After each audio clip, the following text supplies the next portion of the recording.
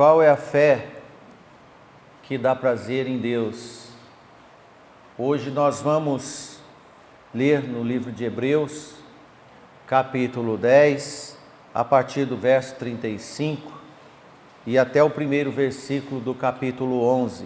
Não rejeiteis, pois, a vossa confiança, que tem grande e avultado galardão, porque necessitais de paciência, para que depois de haver desfeitos a vontade de Deus, possais alcançar a promessa.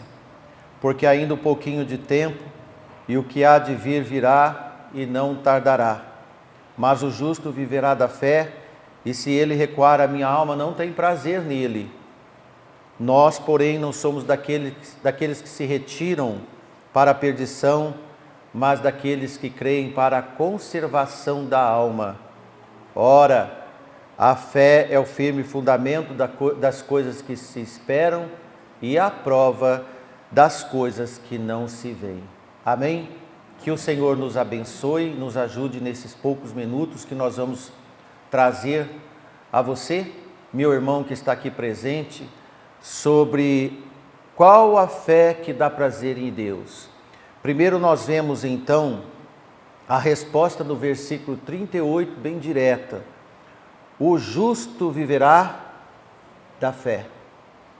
Se ele recuar, se ele voltar, como mulher de Ló, minha alma não tem prazer nele. Você pode dar alegria, prazer ao Senhor, e você pode dar também desgosto ao Senhor. Esta é uma oportunidade de conscientizarmos da vontade e do querer de Deus. Nós, através do conhecimento da palavra de Deus, podemos ter informação do querer, do agrado de Deus. Amém? Porque, meus irmãos, quando nós olhamos para a porção bíblica e enxergamos um Deus que sente satisfação quando seus filhos respondem obedientes, com atitudes de fé, às realidades do modo operante de uma vida espiritual reta diante de Deus, cheio de boas obras no Espírito Santo de Deus, quando Paulo escreve aos irmãos da Galácia, no capítulo 5, versículo 22, ele dá a informação dos 9 frutos do Espírito. Podemos lembrar, os irmãos lembram? Amor, gozo, paz, longanimidade, benignidade, bondade, fé, mansidão e temperança. Amém? Amém. Isto sim gera satisfação em Deus. Por isso, do nosso comentário desta noite para você. A satisfação do Senhor é a fé do justo. Quando o irmão crê na palavra de Deus, você exerce o sentido prático da fé. E quem crê no Senhor, na sua palavra, adquire confiança e esperança. Cada vez mais que a sua fé aumenta, mais nós vamos crer na palavra de Deus. Chegarmos ao trono da graça. Não rejeiteis, pois, a vossa confiança, que tem grande e avultado galardão, está escrito em Hebreus 10 e 35. No capítulo 3 de Hebreus, nós vemos uma informação interessante entre Moisés e nosso Senhor Jesus Cristo, sobre fidelidade, a qual serve para nós. No versículo 5 do capítulo 3 de Hebreus, está escrito: e na verdade Moisés foi fiel em toda a sua casa, como servo, para testemunho das coisas que se haviam de anunciar. Moisés foi fiel como servo em toda a sua casa, para dar testemunho das coisas que haviam de vir no futuro. No versículo 6, ele diz: mas Cristo, como filho, sobre a sua própria casa, a qual casa somos nós, a igreja do Senhor, se tão somente conservarmos firme a confiança e a glória da esperança até o fim. fé inabalável, a fé que o Senhor quer.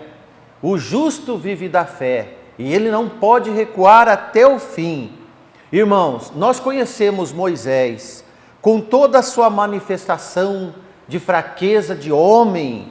Ele foi fiel em toda a sua casa, ainda que como servo, e Jesus como filho fiel sobre a sua própria casa. Veja que Moisés foi fiel, um servo fiel. Jesus foi um filho fiel no que era propriamente dele. Por que então eu, você, a igreja do Senhor, vai deixar de ser fiel até o fim? Essa é a pergunta para você responder. Creio que é no fim perseverante, no dia da vinda do nosso Senhor Jesus Cristo, na glória da esperança até o fim, nós mostraremos a real salvação do arrependimento, que um dia, lá no início da nossa conversão, e durante a longa caminhada, com todos os problemas, defeitos e pecados, recaídas, mas sem recuar, até o seu término, na entrada no encontro do reino dos céus. Amém, irmãos? Os não salvos, os ímpios, não são fiéis até o fim. Desconhecem o que é ser fiel e o que é fé. Moisés foi até o fim. Jesus, o primogênito entre nós, foi até o fim, nosso Salvador. Os crentes salvos irão permanecer fiéis até o fim. O que acontece no meio do caminho, durante essa longa caminhada nossa, das nossas falhas e fraquezas, vão sendo deixados para trás. Como diz Paulo, as coisas que para trás ficaram, ficaram. Agora eu miro no alvo, meu Senhor e Salvador. Em Hebreus 3,14 diz, porque se tornarmos participantes de Cristo, porque nos tornamos participantes de Cristo, se retivermos firmemente o princípio da nossa confiança até o fim. Olha, o princípio da nossa confiança foi o dia que nós conhecemos a salvação através do arrependimento. E nós não podemos deixar de ter. Irmãos, sendo sinceros entre nós neste momento, como somos tentados a desistir, não é? Como somos tentados a fraquejar. Quantas coisas acontecem conosco soando como convite para desistir da longa caminhada. Quantos problemas você já passou, meu irmão? Quantas fraquezas nós já passamos, não foi? Quantas tentações nós já passamos? Olha, irmãos, se não olharmos para quem é o autor e consumador da nossa fé, provavelmente nenhum de nós estaríamos aqui. No versículo 2 do capítulo 12 de Hebreus diz, olhando para Jesus, o autor e consumador da nossa fé, o qual pelo gozo que lhe estava proposto, suportou a cruz, desprezando a afronta, e assentou-se à destra do trono de Deus. Amém? Amém. Não devemos rejeitar a confiança vinda do trono da graça do Senhor, enfraquecer nas dúvidas, nas provações, nas provocações, nas aflições, no cansaço da espera. Quando recuamos da nossa crença, perdemos a esperança. A esperança, irmãos, não salva, mas a esperança é a própria essência da vida do cristão. Amém? Amém. No momento que alguém arrependido crer pela primeira vez, fez com que ele recebesse, percebesse e cresce na sua salvação pelo crer nas palavras do nosso Senhor Jesus Cristo. O arrependido, então, inicia uma caminhada plena no viver na fé. A esperança e o amor juntos, porque em esperança fomos salvos. Ora, a esperança que se vê não espera, porque o que alguém vê, como esperará? Diz Paulo em Romanos 8:24. Sobre a fé, irmãos, Hebreus 11 define fé e sua razão. Depois mostra uma sequência de personagens conhecidas em todas as Escrituras e admiradas pelos judeus. Alcançaram tudo pela fé, desde Abraão, de modo que a fé faz prova entre nós, estabelece. A fé é o documento que fundamentam as coisas da esperança. Por exemplo, Como nós provamos que somos motoristas habilitados? Com o documento de habilitação em mãos. Assim é a fé. Ela é a prova que esperamos Jesus e que estamos habilitados para entrar no trono da graça. Estamos habilitados para encontrar Jesus.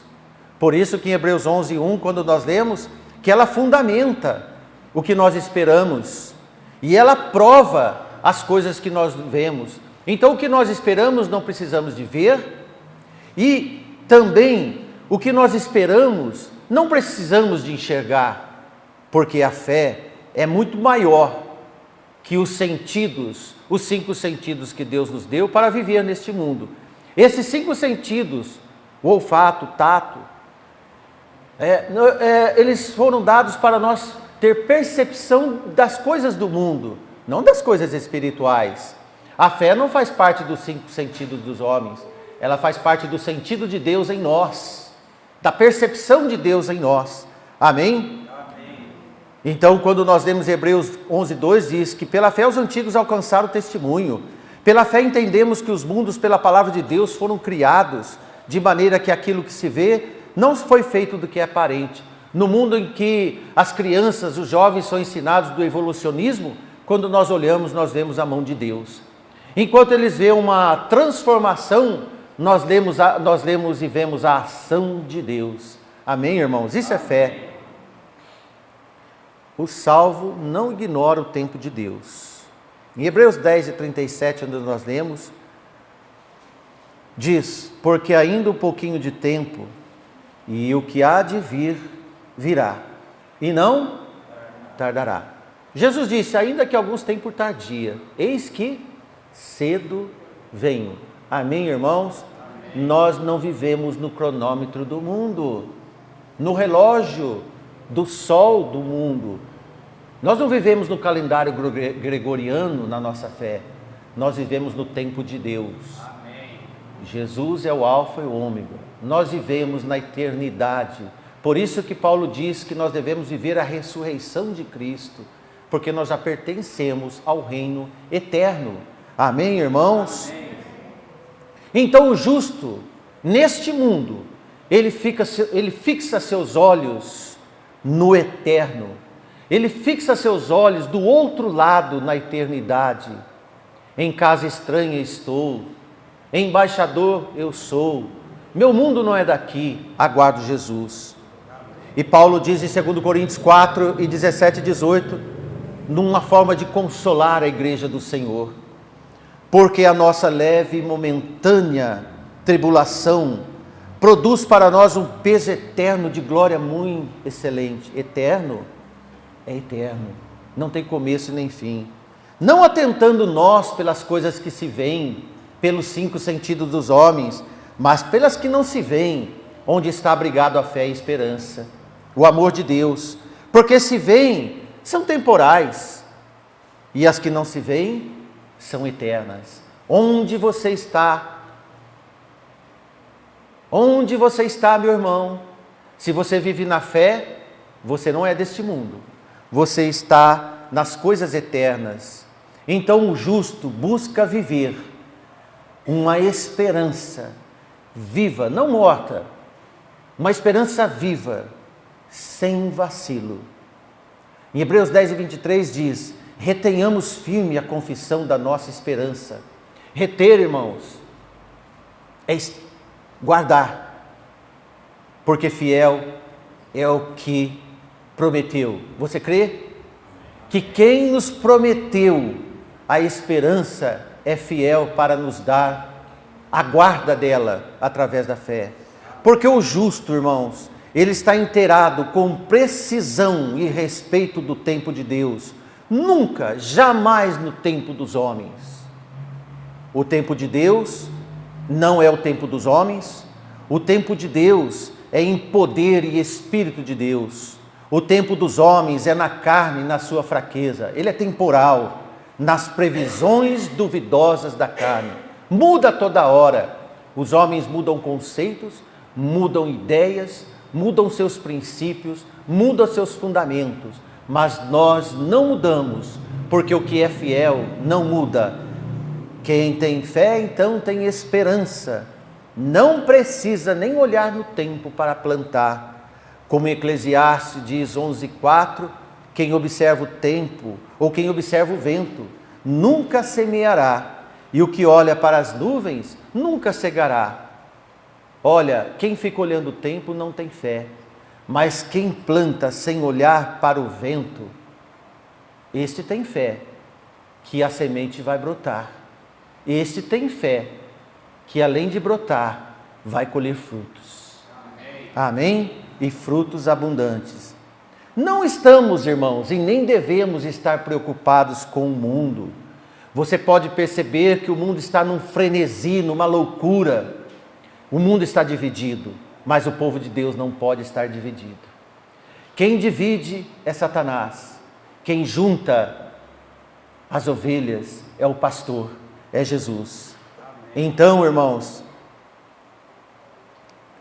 nós não devemos ser conformados com este mundo, mas ser transformados pela renovação do nosso entendimento, para que possamos experimentar qual seja a boa, agradável e perfeita vontade de Deus. Diz Paulo em Romanos 12 e versículo 2. Conformar é tomar forma.